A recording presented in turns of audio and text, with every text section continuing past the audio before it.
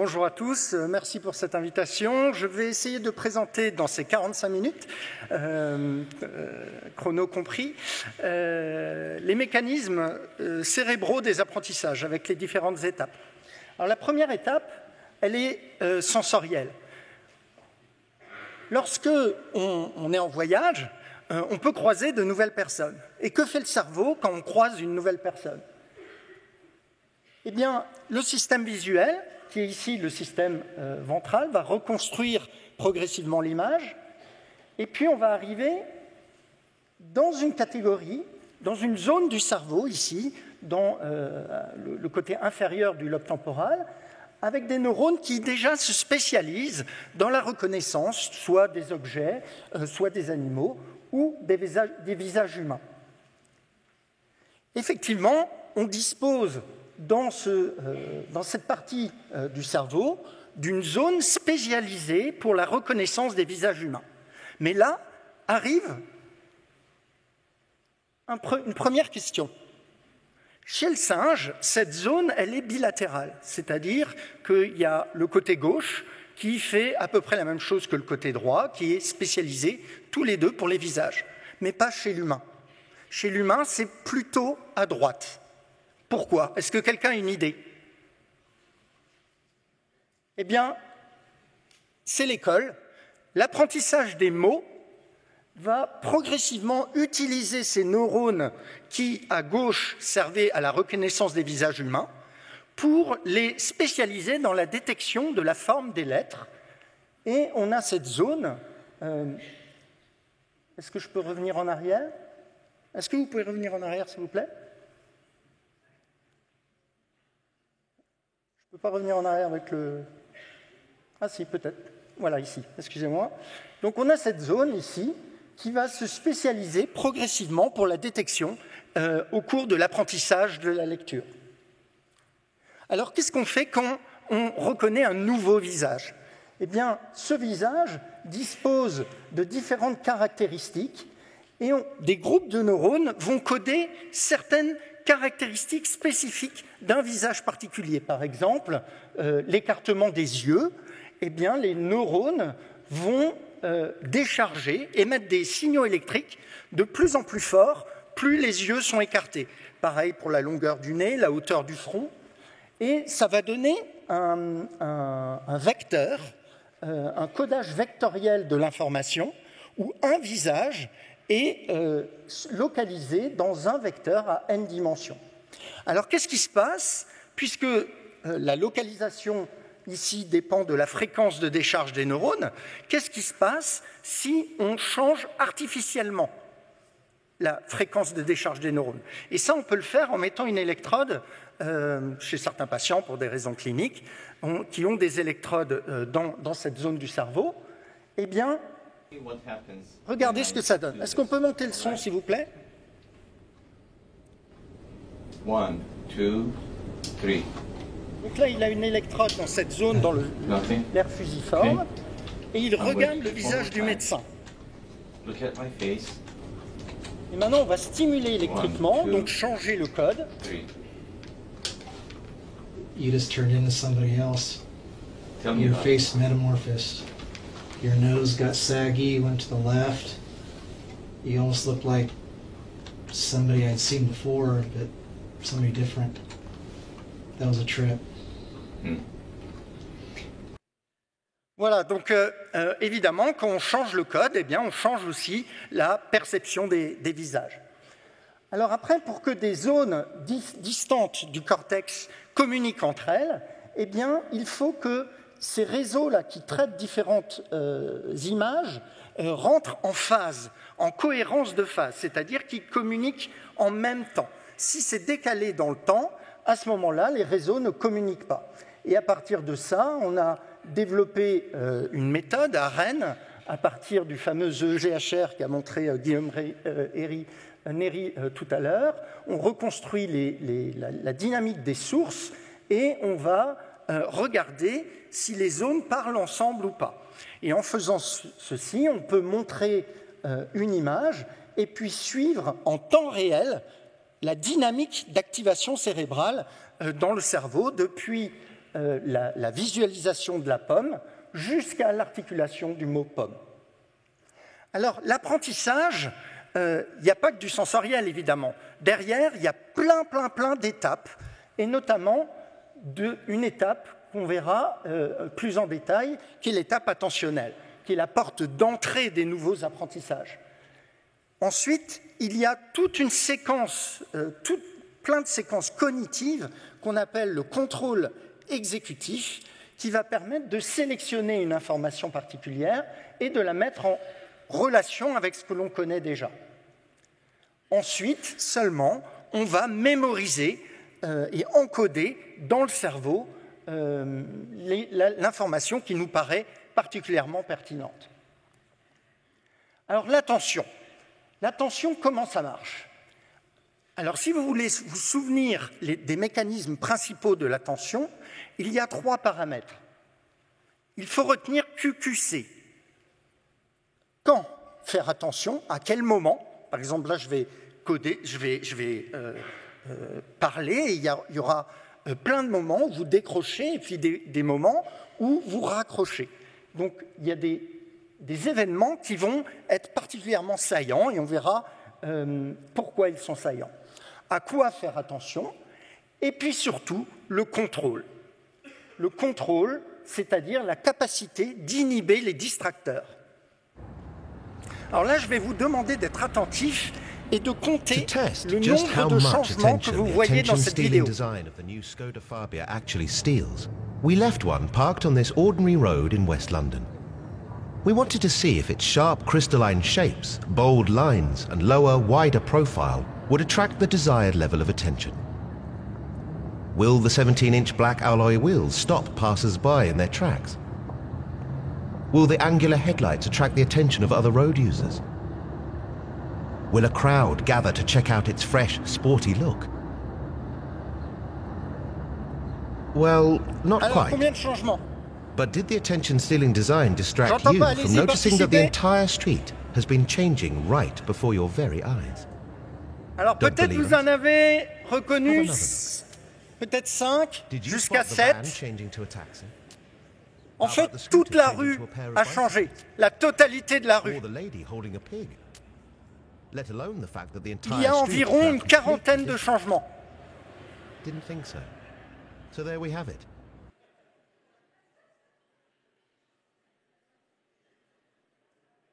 Alors comment? Néanmoins, tout le monde dans cette salle a vu au moins une chose similaire. Qu'est-ce que vous avez vu? La personne qui marche.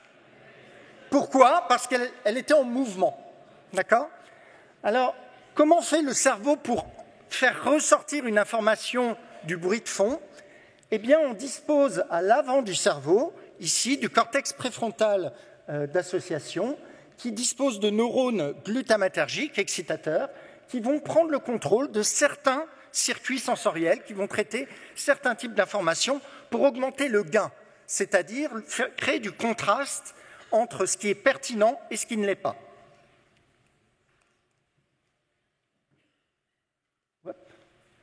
Maintenant, il faut un autre mécanisme pour être attentif.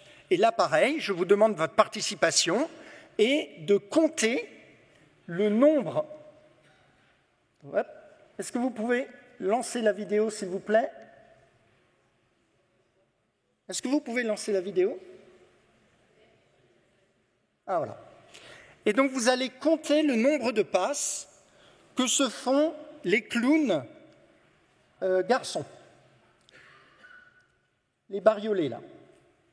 Donc, vous devez focaliser votre attention et compter uniquement le nombre de passes des garçons.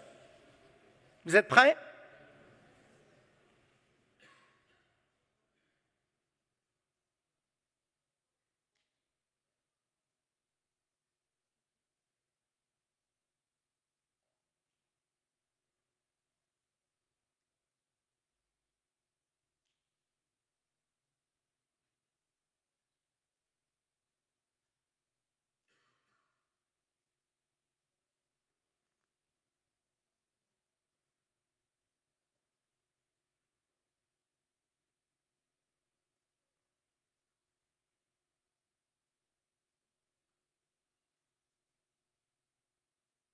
Alors, combien?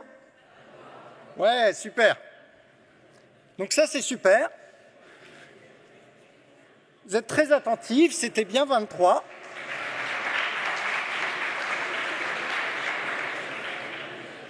Mais est-ce que vous avez vu Buffalo Bill qui était derrière? Et puis surtout, ils ont échangé les ballons. Donc en fait, ce qu'a fait votre cerveau pendant cette vidéo, c'est que vous avez amplifié tous les signaux sensoriels qui étaient en lien avec la consigne, c'est-à-dire focaliser votre attention sur les joueurs qui étaient les joueurs mâles.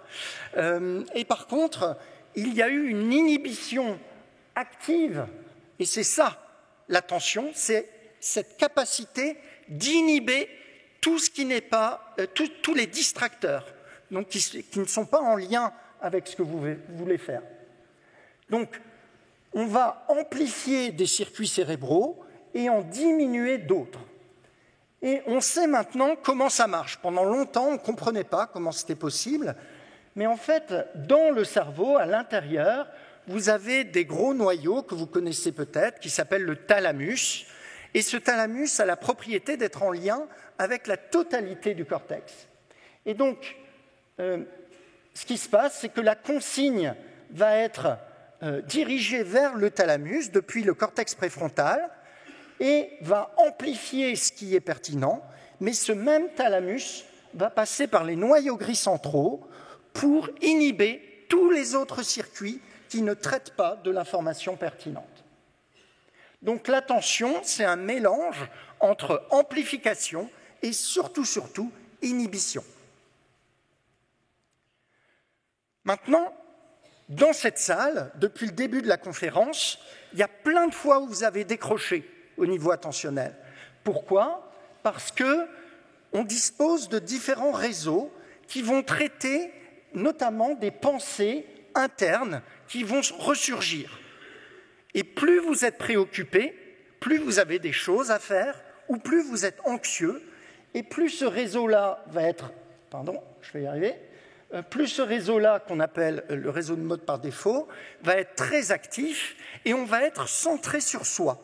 Et à chaque fois qu'on est centré sur soi, eh bien notre attention n'est pas dirigée vers l'extérieur. Et donc il y a cette rupture d'attention soutenue. Et donc, cet autre réseau, là, fronto-pariétal, va plutôt traiter les signaux venant de l'extérieur.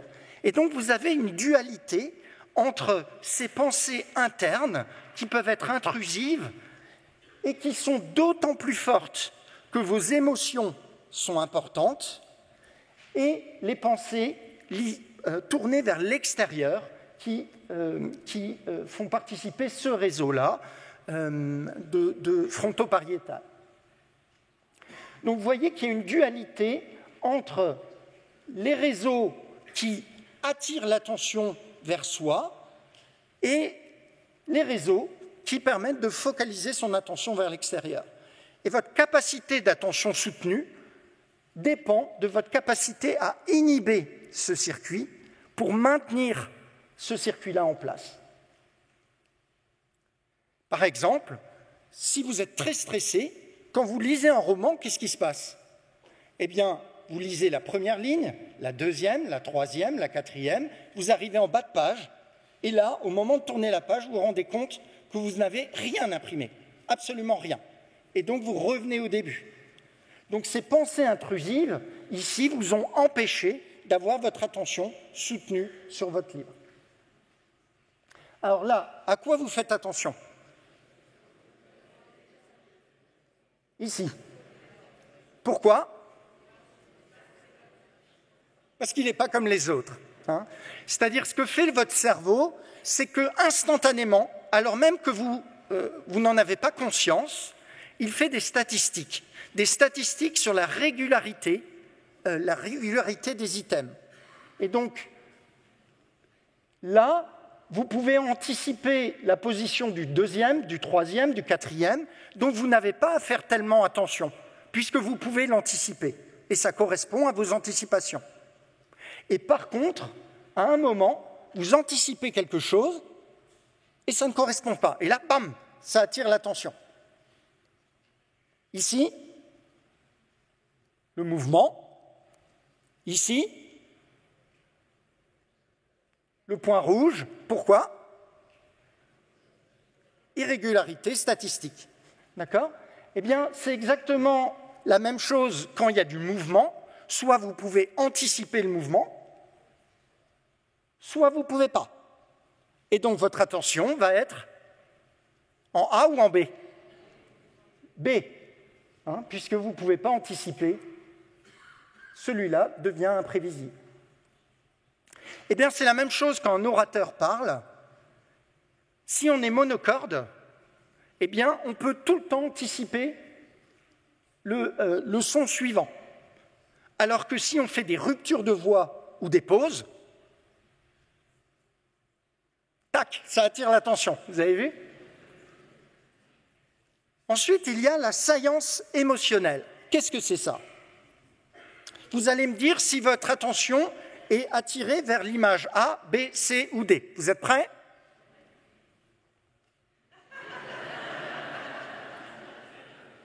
Donc moi, c'est B gauche. Pourquoi? Parce que c'est un signal social qui a une importance sociale et qui est amplifié par notre système émotionnel. Et plus la personne est attractive d'ailleurs, et plus ce réseau-là décharge. Maintenant, celui-là, A, B, C ou D,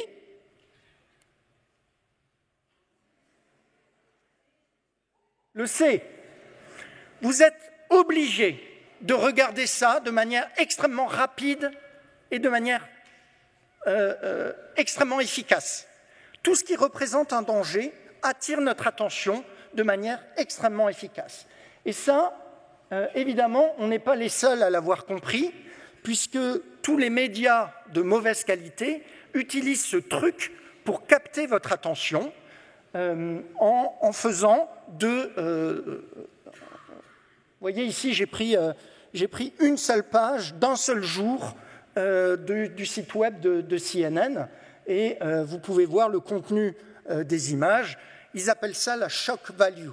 Ils ont constaté depuis très longtemps que quand on montrait des choses chocs, eh bien, ça attirait l'attention et cela est dû au fait que les circuits émotionnels négatifs ont la capacité de prendre le contrôle de votre regard.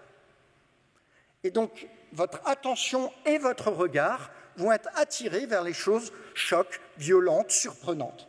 C'est ce que font aussi les smartphones pour d'autres raisons. Donc, vous aurez compris qu'il y a des étapes cognitives, mais que ces étapes cognitives sont modulées en permanence par vos circuits émotionnels, même de manière inconsciente.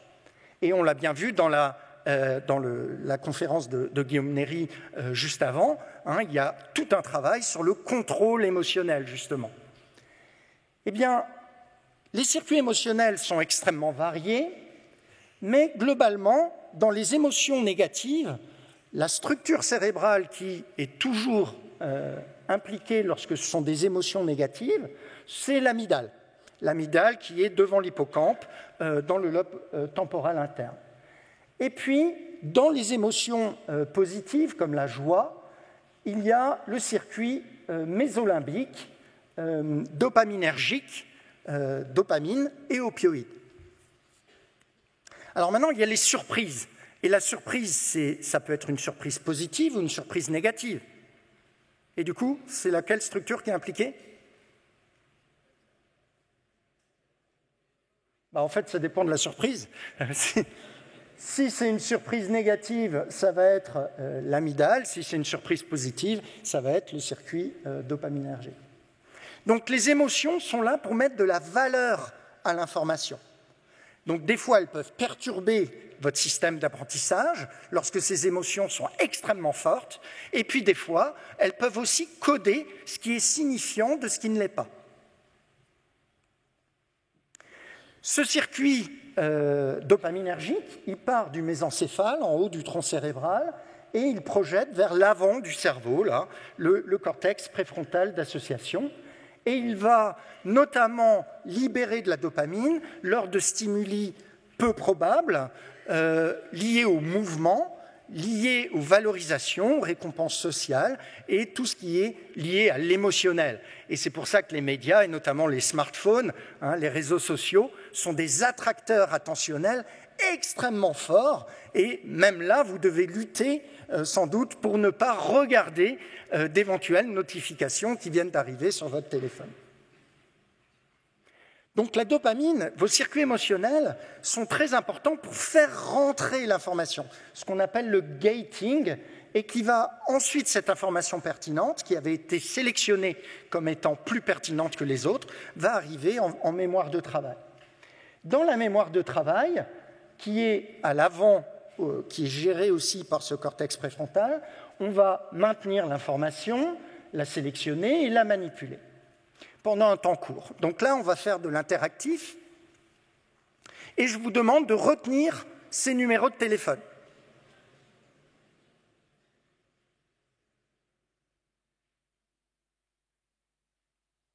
Ok, ça va bien?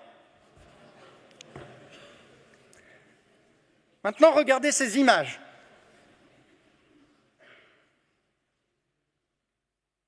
C'est bon? Quel était le premier numéro de téléphone? Alors, j'entends pas, comme vous êtes très nombreux, mais c'était ça. Yes! Et maintenant, vous allez me dire si ces images étaient dans la présentation.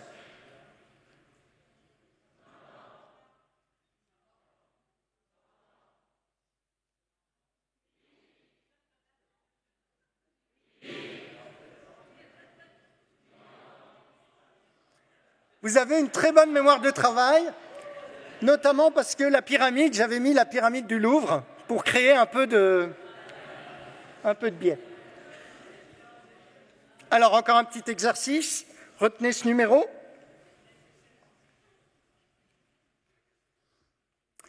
Alors. Maintenant, récitez-le à l'envers.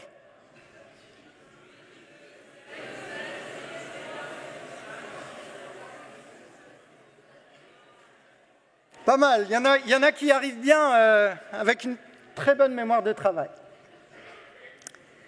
Et donc, ce qui se passe pendant ce temps-là où vous avez maintenu une information, vous faites un effort et vous sentez qu'il y a un effort pendant lequel vous essayez de la maintenir jusqu'à ce que je pose la question. Ok ? Eh bien, vous avez des neurones à l'avant, dans le cortex préfrontal, qui vont maintenir et décharger tant que vous n'avez pas utilisé l'information. Donc, il décharge, je pose la question, vous répondez et il s'arrête. Alors, en fait, le préfrontal n'est que le chef d'orchestre là-dedans, c'est-à-dire que c'est comme le chef d'orchestre, il va dire tu maintiens l'info, là-bas aussi tu maintiens l'info, là-bas aussi. Et puis après, quand on n'a plus besoin, le chef d'orchestre s'arrête. Alors, est-ce que vous êtes multitâche? Alors, on va essayer, on va voir. Bien.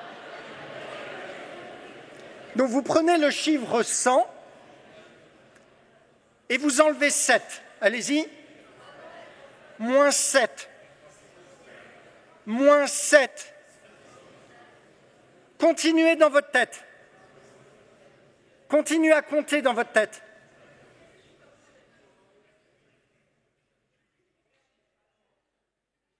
Et maintenant, vous lisez ce texte. Eh bien, de manière instantanée, à partir du moment où vous commencez à lire le texte, vous avez arrêté de compter. C'est-à-dire que pour faire deux choses en même temps, vous pouvez faire une chose automatique et une chose qui sollicite le cortex préfrontal, mais pas les deux. Si vous avez deux tâches cognitives, comme regarder une conférence ou assister à un cours tout en étant sur son portable, eh bien, là, ça crée une sorte de dissonance qui fait que vous ne traitez qu'une information à la fois. Alors ensuite, comment est gravée l'information nouvelle dans le cerveau? Vous avez ici différents systèmes de mémoire. Je ne vais parler que de la mémoire explicite, épisodique ou sémantique.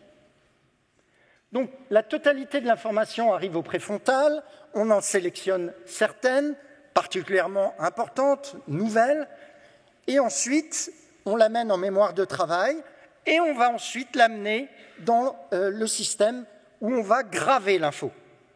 Ce système fait participer une structure qu'on appelle l'hippocampe, qui est ici cette petite structure-là, et quand on la découpe, elle ressemble à un hippocampe de mer. C'est là où on va encoder les nouveaux souvenirs épisodiques ou sémantiques, avec le tissu qui est à côté, avec les notions de temps et d'espace. Donc, par exemple, quand on est en voyage et qu'on explore un nouveau territoire, que fait votre cerveau? Pour se repérer en voyage, vous avez besoin de plusieurs choses quand vous vous baladez. Vous avez besoin d'avoir une notion de carte, c'est-à-dire de coordonnées XY, et où vous êtes par rapport à cette carte. Et enfin, vous avez besoin de savoir dans quelle direction vous allez. Eh bien, figurez-vous que vous disposez de neurones spécialisés qui vont coder chacune de ces informations. Par exemple, quand on met un rat dans un labyrinthe et qu'on enregistre des neurones de l'hippocampe, on se rend compte qu'il y a des neurones qui vont coder spécifiquement ce point-là, mais pas ce point, ni ce point, ni ce point, et là, ils vont à nouveau décharger, spécifiquement à cette place. C'est ce qu'on appelle les cellules de lieu. Donc, vous voyez ici les différentes couleurs, ça c'est un premier neurone qui décharge, puis un deuxième, puis un troisième, puis un quatrième, puis un cinquième. Dans le cortex entorhinal qui est juste à côté de l'hippocampe, vous avez des cellules de grille, c'est-à-dire qui vont coder, qui vont émettre des signaux électriques uniquement à des intersections de grilles, des coordonnées XY. Donc on dispose dans notre cerveau d'un système de coordonnées XY et d'un coordonné de cellules de lieu.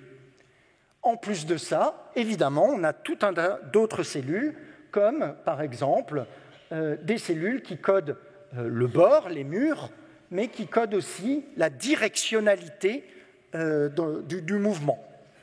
Donc si on a un point, une carte avec les directionnalités du mouvement, eh bien on peut la graver ensuite dans le cerveau. Eh bien, là encore, on peut enregistrer des patterns quand le rat se balade dans le labyrinthe. On voit que c'est ce neurone-là en bleu qui décharge avant celui en vert, avant celui en rouge, puis avant celui en jaune. Donc, il y a une séquence. Mais on peut aussi enregistrer ce même rat pendant la nuit. Et quand il dort, on retrouve ces activations, ces mêmes séquences d'activation, c'est-à-dire que le rat fait du replay pendant la nuit. Et c'est pendant la nuit, on verra comment tout à l'heure, qu'on va graver et consolider notre savoir. Alors là, je vais aller assez vite parce que je vois que le temps file, mais juste pour anecdote, les chauffeurs de taxi de Londres devaient, pour passer leur diplôme, apprendre toutes les rues de Londres par cœur avec le sens de direction. Et des chercheurs ont observé qu'ils avaient un hippocampe justement un peu plus gros que la moyenne. Et que plus ils avaient exercé pendant longtemps le métier de taxi, et plus cette différence était importante. À l'inverse, le GPS, mais je crois qu'il y a des conférences là-dessus plus tard, semble diminuer un peu la capacité spatiale parce qu'on déporte cette mémoire.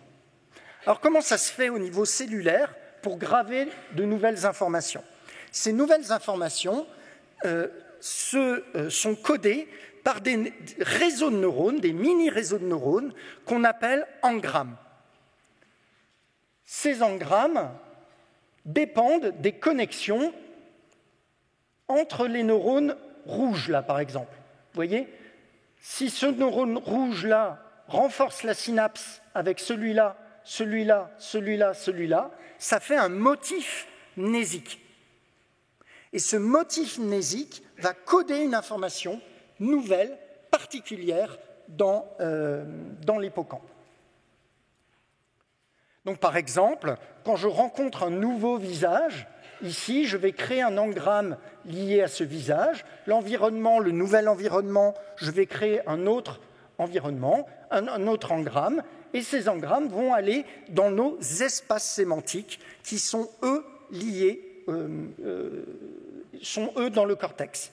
Donc, par exemple, en ce moment, on va faire ça avec une nouvelle information, vous disposez en ce moment de neurones particuliers dans l'hippocampe qui génèrent un facteur de transcription qu'on appelle CREB à un niveau assez élevé, c'est-à-dire que ça maintient les neurones en capacité d'apprendre.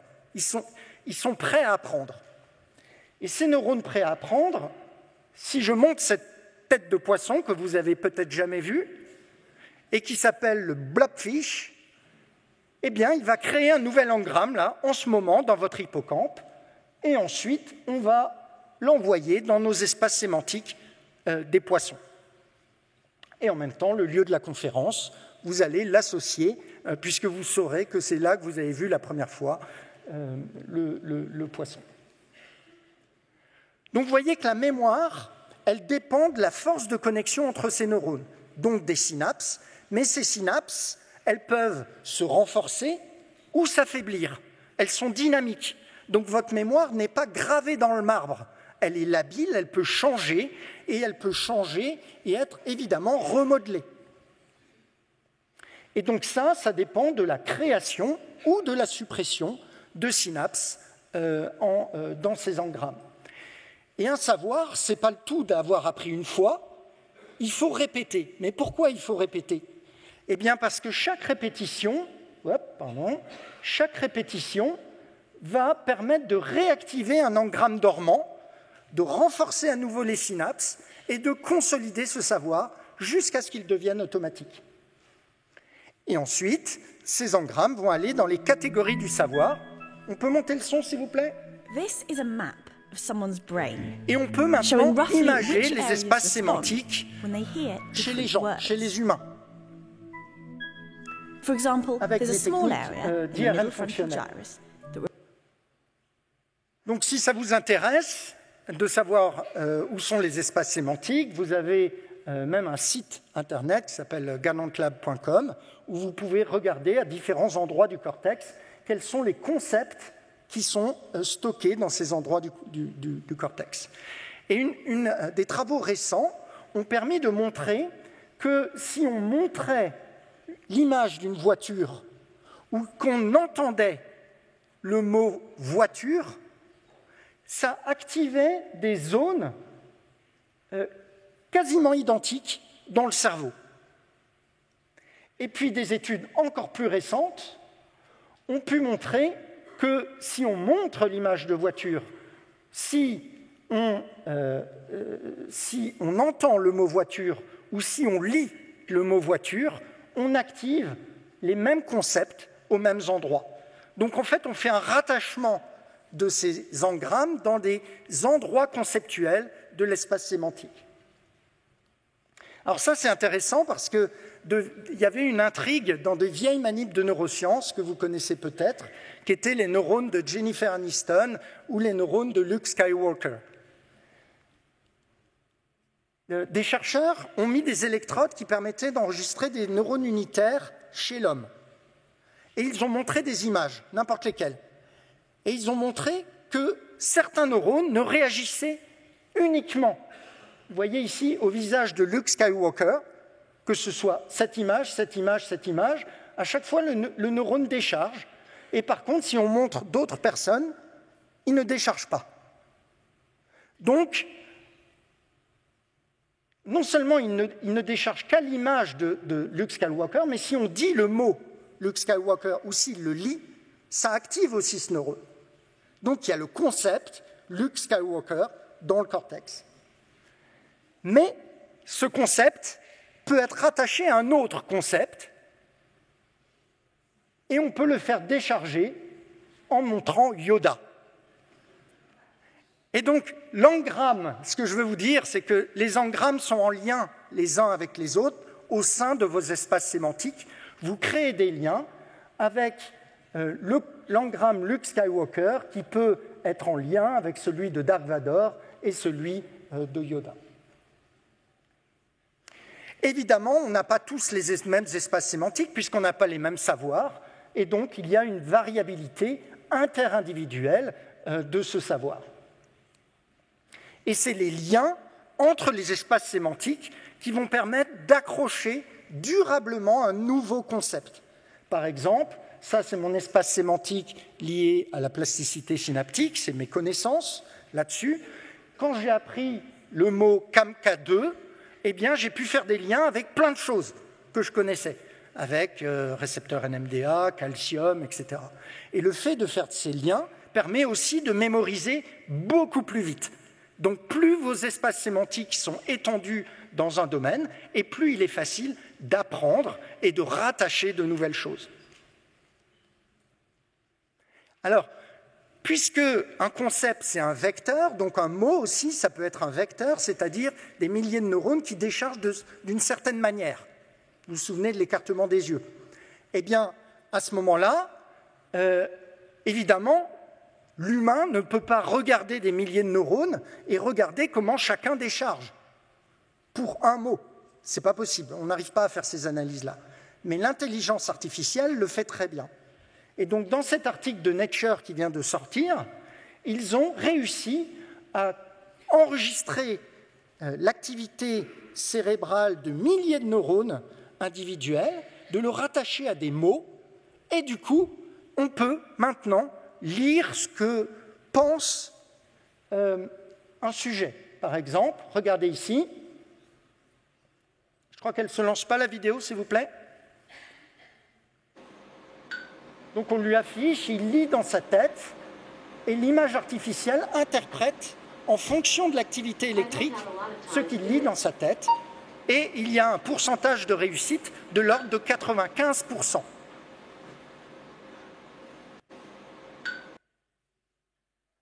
Enfin, c'est bien d'avoir une bibliothèque large et d'avoir plein de savoirs, mais là encore, les émotions peuvent venir interférer avec l'accès à la mémoire.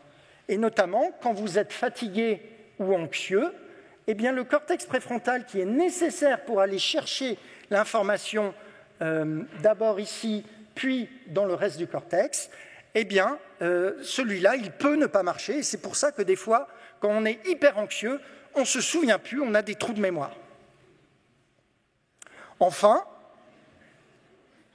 le sommeil, eh bien, c'est pendant le sommeil qu'il va y avoir un transfert des engrammes qui ont été encodés dans l'hippocampe vers le cortex. Et donc, le rythme, la qualité du sommeil, la durée du sommeil est très important pour les apprentissages parce que c'est là où on va consolider l'information. Donc, grâce à des rythmes particuliers, on va avoir un transfert des engrammes vers le cortex, puis il va y avoir l'élimination de toutes les connexions inutiles et le renforcement des connexions utiles, donc des engrammes qui vous servent notamment dans ceux de la vie de tous les jours. Donc tout ce qui freine les apprentissages, tout ce qui freine le sommeil, tout ce qui perturbe le sommeil, freine les apprentissages. Ensuite vient l'étape de l'expertise. Qu'est-ce qui fait qu'on devient expert? Eh bien, à force d'avoir acquis, qui demande un effort préfrontal très important, on va progressivement consolider, puis ensuite, il va y avoir des boucles automatiques de récupération de cette information. Pour analogie, souvenez-vous quand vous avez appris à conduire, ça vous demandait la première leçon de conduite, ça vous mettait dans un état de stress, ensuite vous deviez vous penser aux pieds, aux mains, regarder devant, derrière, et c'était extrêmement fatigant. Et puis maintenant, vous pouvez, à votre âge, monter dans votre voiture, penser complètement à autre chose, et tout ça, c'est automatique. eh bien l'automatisation vient des noyaux gris centraux qui va aller chercher différents concepts le long du cortex et puis les agencer en séquences, en chunks et jusqu'à l'exécution pour aller créer des programmes automatiques, soit des programmes moteurs, mais aussi des programmes cognitifs, c'est-à-dire une automatisation de la pensée par rapport à certaines choses. Alors pour vous illustrer ces automatismes, vous allez lire le plus vite possible à voix haute cette phrase. Vous êtes prêts ?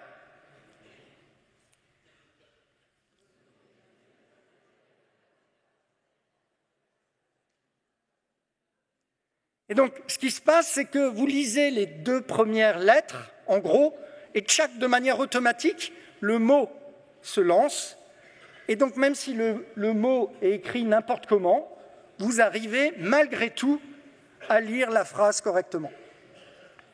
Maintenant, on va tester votre capacité d'inhibition des automatismes. Donc, on va faire le fameux test de Stroop. On l'avait fait une fois au champ libre il y a longtemps, et là, je ne l'ai jamais fait avec autant de monde. Donc, je vais vous présenter des mots, et vous devez lire la couleur du mot et pas le mot. Vous êtes prêts ? À voix haute.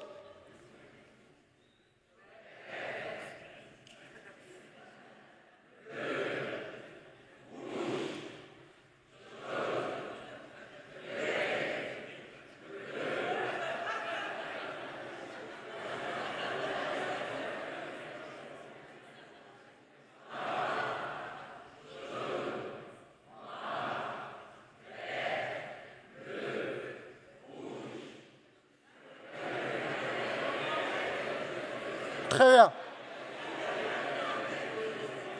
Donc ça, ce qu'on vient de faire, là, c'est quelque chose qui teste votre contrôle exécutif, c'est-à-dire, dans le contrôle exécutif, il y a votre flexibilité aussi cognitive, qui est capable de stopper une règle pour imposer une autre règle.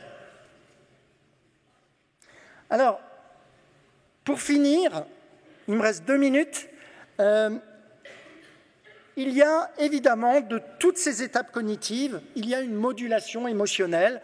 Et dans le talk précédent, vous avez vu à quel point les émotions, la gestion des émotions, c'est quelque chose de particulièrement important. Et effectivement, ces circuits anxieux, là, dont on a décortiqué la connectivité maintenant, ils ont pour effet, lorsqu'ils déchargent très fort, de stopper le bon fonctionnement du cortex préfrontal, qui est à l'origine de l'attention, du gating, etc. Et effectivement, ça fait chuter la mémoire, alors que les émotions plutôt positives, ou les circuits dopaminergiques, eux, permettent de régler la motivation, l'attention, le contrôle exécutif. Alors, comment on peut faire pour diminuer le niveau d'anxiété ? Eh bien, ce qui a été rapporté par les études de neurosciences, c'est faire attention à son sommeil. Plus on fait attention à son sommeil, plus le niveau d'activité de ces circuits émotionnels diminue, et la pratique régulière du sport. Et je vous remercie pour votre attention.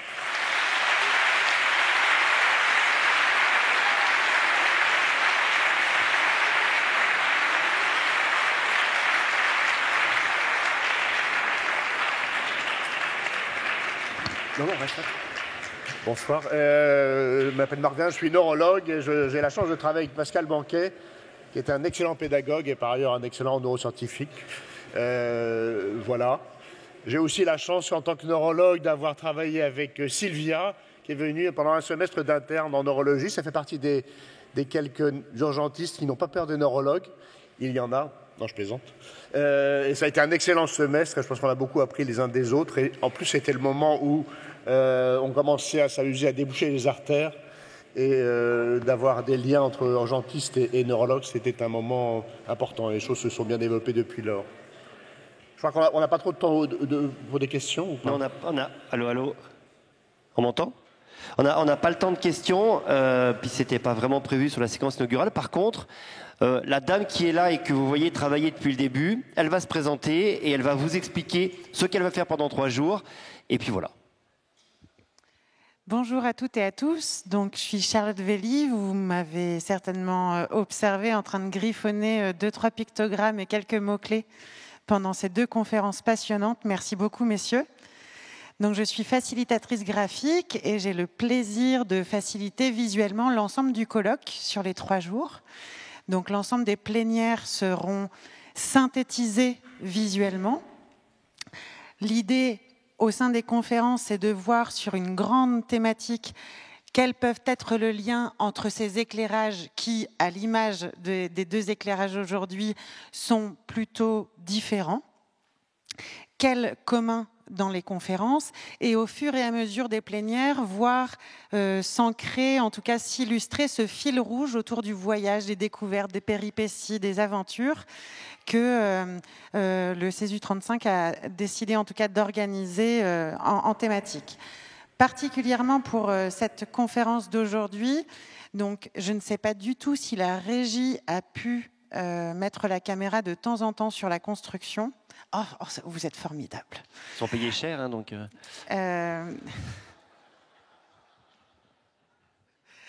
Donc sur la partie gauche, on a en tout cas ce que j'ai identifié comme... quel mot je pourrais utiliser ? Pertinent, tout était pertinent, mais en tout cas comme significatif dans son propos et dans son expérience autour de la thématique voyager, une découverte de soi, plus spécifiquement sur la descente vers les profondeurs. Donc là, on identifie un peu, si on fait le parallèle avec les mécanismes d'apprentissage, plutôt les conditions dans lesquelles peuvent s'ancrer et se consolider ces apprentissages. Et sur la partie droite, on a l'éclairage de Pascal Blanquet autour des mécanismes cérébraux des apprentissages, où on retrouve les 3 grands mécanismes sensoriels, attentionnels et émotionnels qui sont déclinés sur la partie basse de la partie droite. Voilà pour cette planche particulièrement. Toutes les conférences donc seront captées visuellement et à l'issue de chaque conférence, on mettra à disposition, alors si jamais à la fin de la conférence vous voulez venir la voir, c'est avec grand plaisir, et elles seront toutes mises à disposition à l'accueil, dans le hall d'accueil, pour les voir se capitaliser les unes après les autres pour construire ensemble les étapes de ces 3 jours de conférence. Merci beaucoup.